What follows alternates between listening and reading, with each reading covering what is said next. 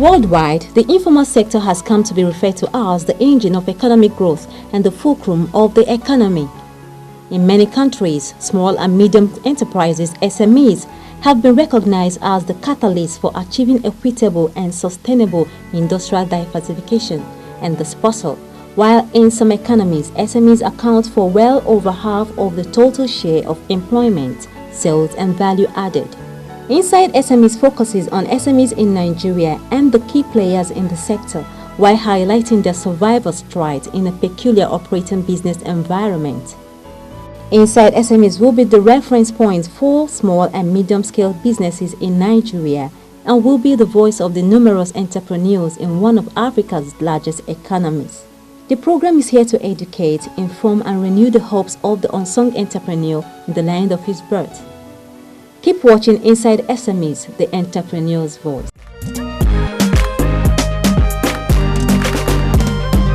Thanks for tuning in to Inside SMEs.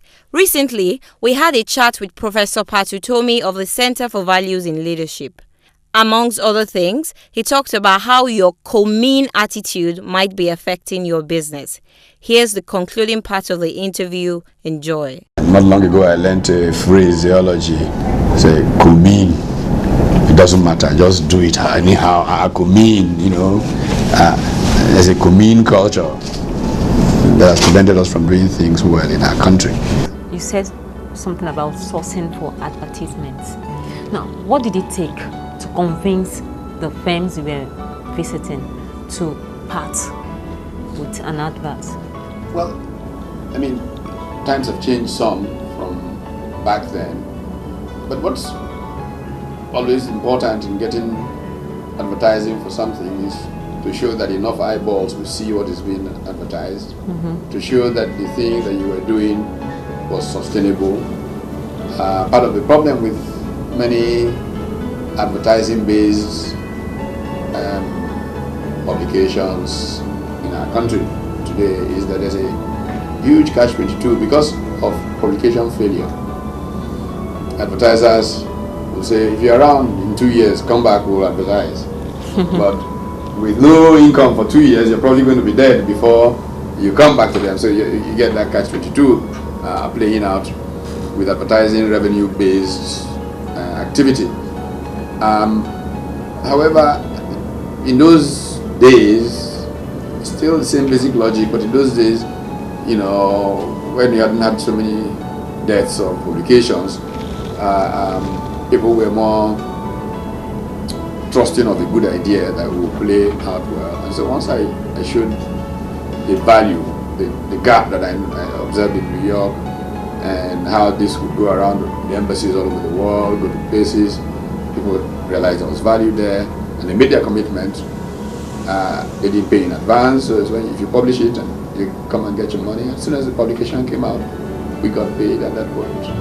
What are your guiding philosophy in life? Guiding philosophy in life, nobody is here by accident. There is purpose for every life. Our challenge is to seek out our purpose and live it in the infinite dignity of a creature that was made like his creator. If we realize that dignity that inheres to us because of who we are, then we should treat every human being we meet, recognizing that they are people invested with dignity. And if we treat people well, our paths will be happy. What are your words of encouragement for entrepreneurs out there and those who wish to start up their own businesses? Well, first of all, you need knowledge to create value. When I say knowledge, it doesn't mean a PhD. But people need to continue to expose themselves to information. It's the information that allows you to see gaps and the way the world could be with a certain kind of intervention. Second, you need perseverance. Don't because something didn't go well today, roll over and say, I'm dead. One of the big Korean manufacturers Samsung invited me to present one of their products in Nigeria not too long ago. And I told a story that's fairly well known of the early beginnings of Samsung. They were fascinated by this new contraption that came out of space technology called the microwave oven. And they wanted to build a microwave oven. And so they put their young engineers to work. And when they thought they had it perfect, a meeting was called, CEO, everybody came down to celebrate their first microwave oven. As they switched the plug on, pressed the thing, it exploded. And it was like, oh my God, this is failure, this is... He said, back to work. 3-4 years later, they were selling more microwave ovens than the United States of America. We must have that attitude. That's how we win. Thank you so much, sir. It's nice having you here on Inside SMEs. Thank you for joining us. My name is Tunde Kelani TK. I'm a filmmaker. Please keep watching Inside SMEs. Do you want to showcase your business, goods and services to millions of Nigerians who tune into Inside SMEs? Inside SMEs offers you that visa to tell the whole world about your brand. Take advantage of this opportunity. Talk to one of our marketing executives today. For enquiries, contact us via... Stay tuned, there is more to come on Inside SMEs, the entrepreneur's voice.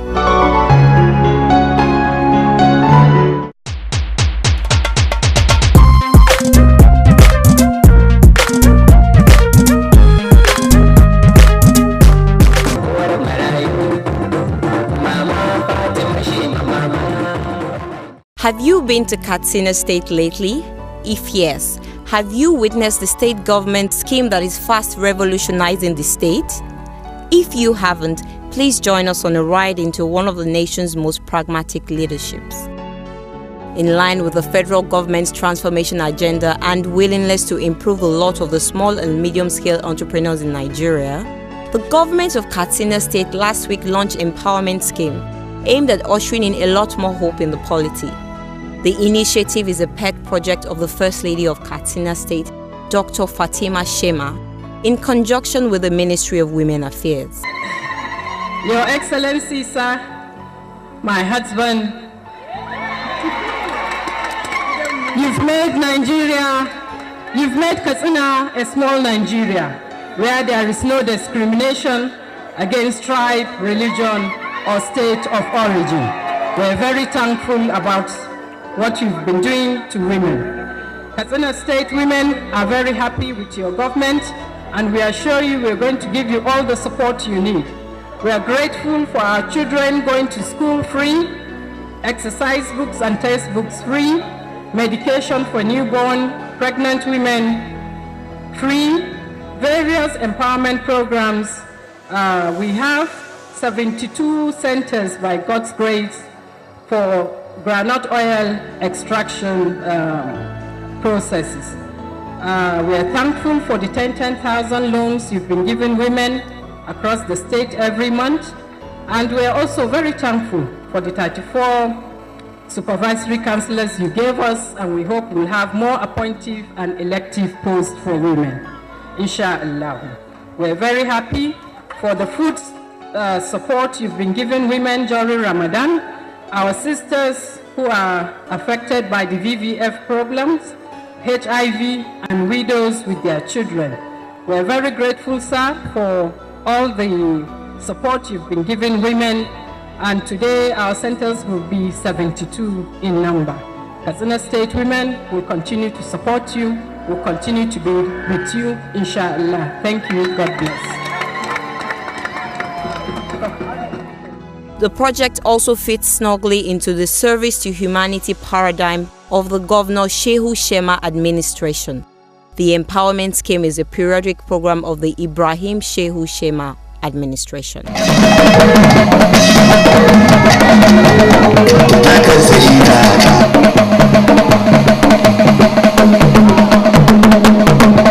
Over 23 skill centers have been established across the state to hone the skills of women, men, widows, people living with HIV/AIDS and VVF patients.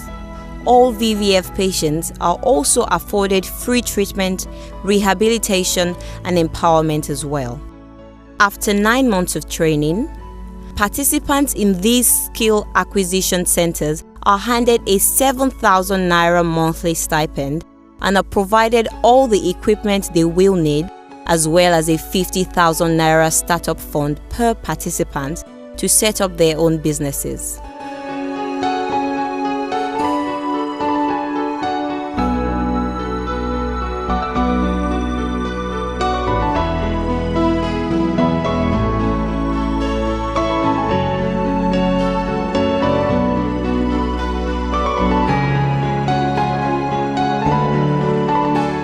The novel economic empowerment program of the Ibrahim Shehu Shema administration has also attracted other economically disadvantaged persons across the country and neighboring Chad who have joined the swelling ranks of the beneficiaries of the program.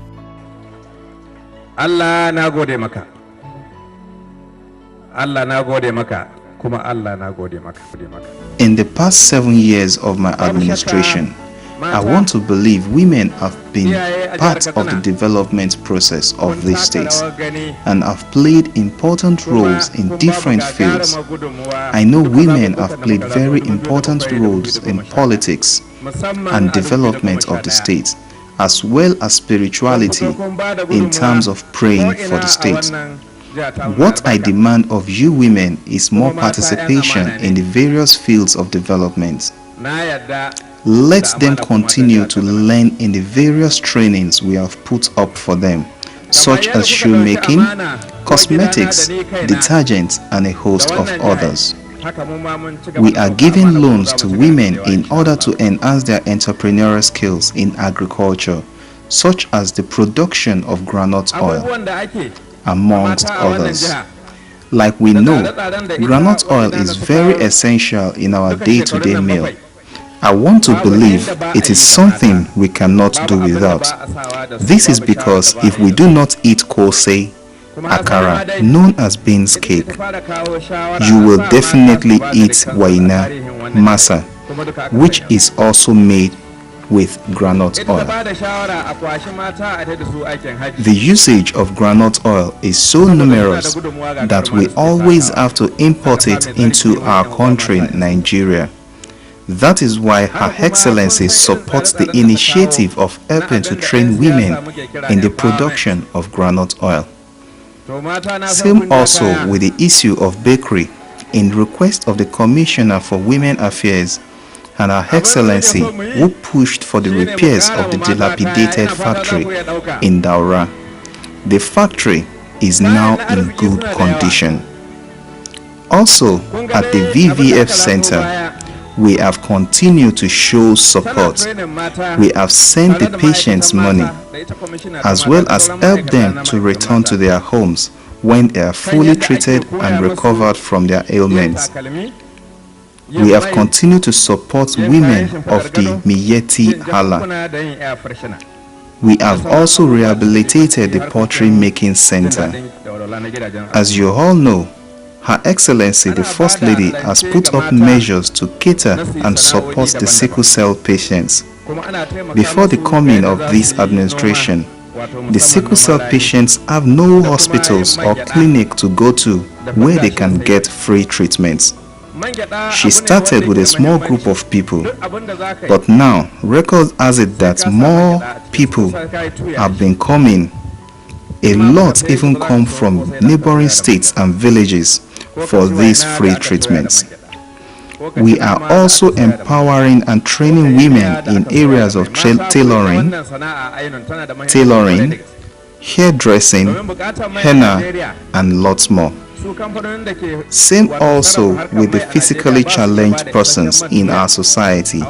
We do not leave them behind, as they are part of our agenda. Her Excellency is a woman of empathy, and her service to humanity is something to commend her for. as she includes even the sick persons in different areas. Glory be to God. I want to call on women and inform them that this, which we have started, will not just stop here. For a lot of other good things are on the way from now till the end of Salah celebration and even after that. I want to also call on you specially. Do not allow yourselves to be cheated and used for some other person's selfish interest. Whoever wants to help an individual or community should do so because of God and not because they want something from you in return. Because I know women are trustworthy people who do not betray. And like I said earlier, God willing, Her Excellency will bring to you more goodies. Our prayer every day is that the unity, solidarity, and love between us and the people of Katsina State shall continue to grow. Let us continue to pray for the safety of our country and pray that God gives us the zeal to face the current security challenges that we are facing in Nigeria.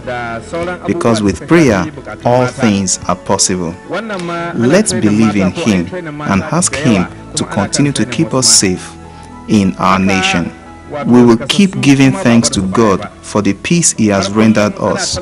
We are peaceful, united, and we keep thanking Him for that. 2015 is here already, and like I said before, I will say again and will continue to say, in the hands of God we leave everything.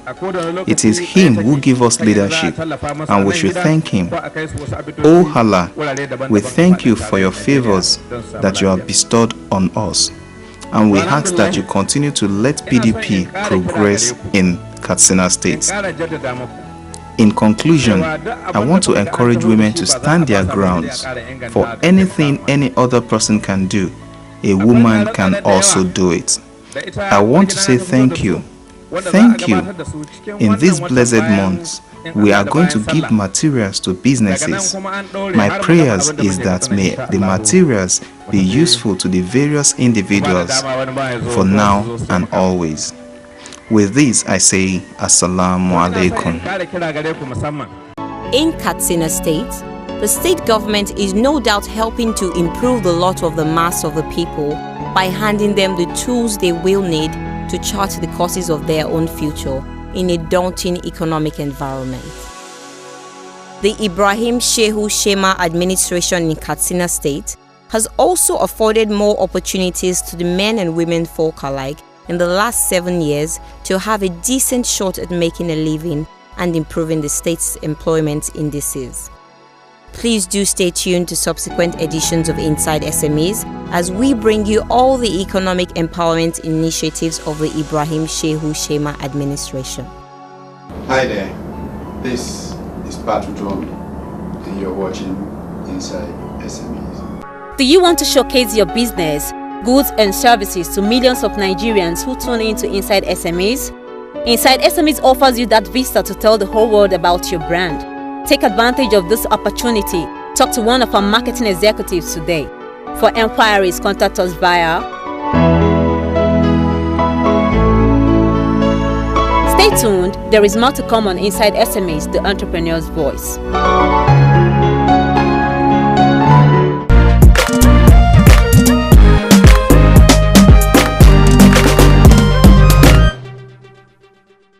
On our next segment, we bring you the continuation of our discussion with Chude Jijonwo of Red Media Africa, organizers of the popular Future Awards. Stay tuned.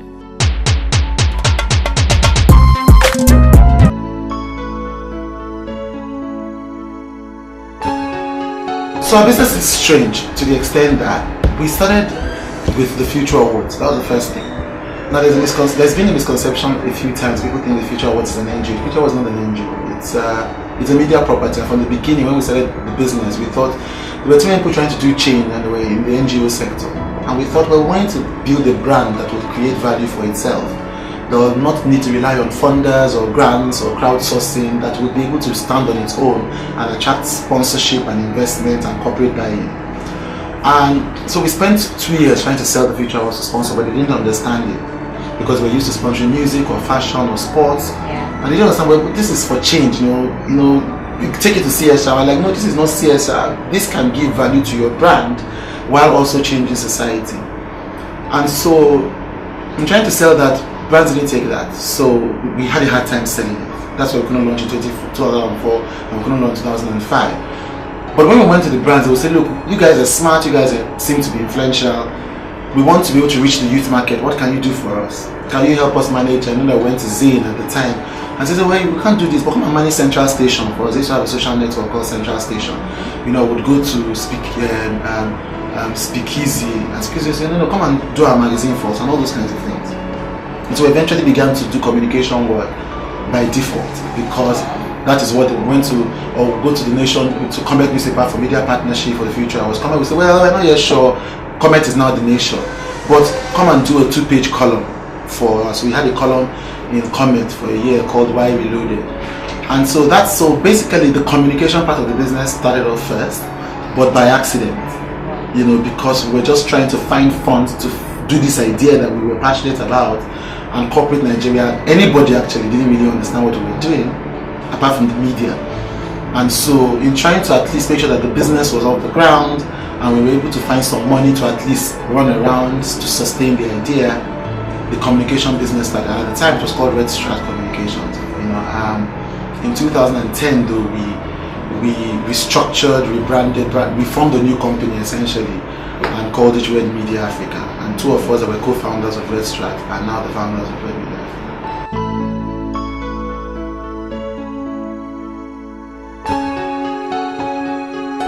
I learned a time ago that when people ask me this question, they expect me to say some of the obvious things because, they're pretty obvious. So I'm thinking to myself, should we all know the problems of Nigeria? Well, it's not everybody that face that same. Yeah, the problem of Nigeria is one, insecurity. I face a constant challenge when people say, look, today a business person, today an activist, today a nation builder. And I say, look, I don't know what you guys are on about, and whatever it is that I need to be at the point in time. Yesterday when I was very angry and we called an emergency meeting of the North of Nigeria, it was because there were bombs in Abuja, and I didn't understand how I could be sitting down here running my business if the country's insecurity was just on the line. And I said, guys, we need to do an emergency meeting. And for me, it is the country is tied to the business. One of my partners in Germany, we were trying to discuss a project we wanted to do in Nigeria. And she said, this people nicely worded me. I don't know that people are still afraid of Nigeria. Oh, my board members have told me not to visit your lovely country because it's insecure. And I'm like, but this is Lagos. There's nothing insecure about Lagos. But she couldn't come, and I had to go to Germany. I had to go to Germany to go and do the meeting because she would not come here. That adds to my cost. I don't want to go to Germany. It's cold at this time. That adds to my cost. Insecurity is a huge problem. Secondly, power is a huge problem. I run this office on diesel. This office, every single office here has an AC. There are how many rooms in this place? Over 14 or something. And we're running diesel. Sometimes we are working late into the night. It's running. Sometimes I start my heart is cutting with each minute that we are running on that diesel. And then I see the operating cost of businesses explode because of that. I'm on a rage against taxation in this country. The amount of taxes that the Lagos State government and the Federal Inland Revenue Service try to collect from companies is immoral, because nobody gives any support for these businesses. There is no institutional support for young people in business. There should be institutional support for young people in business because we are the most at risk. There is no such thing. I have to collect all kinds of taxes. There are some taxes in this country that people don't even know that they have to pay. We're paying some education tax, we're paying industrial training tax, just all kinds of weird things. They get me upset.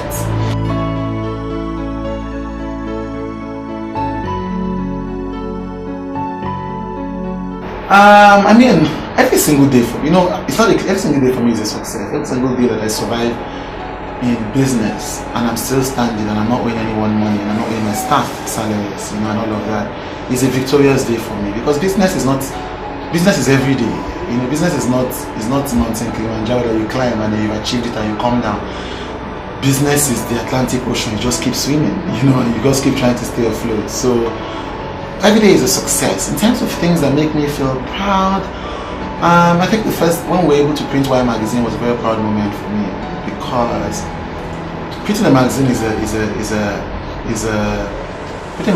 difficult thing in this country, and we've been the one magazine, at least the one magazine, second generation set of magazines since 2000, young people, targeted at young people or lifestyle, that has published every single edition. We've not missed an edition, we've not gone down and come back, we've been steady. That's a victory for me.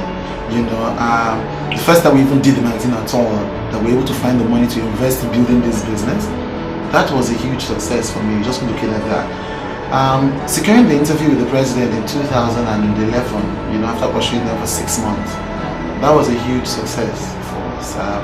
Partnering with the African Union for the Future Awards, a huge success for us. Hosting the Future Awards in its 8th anniversary, and that was the year that we're moving to Africa.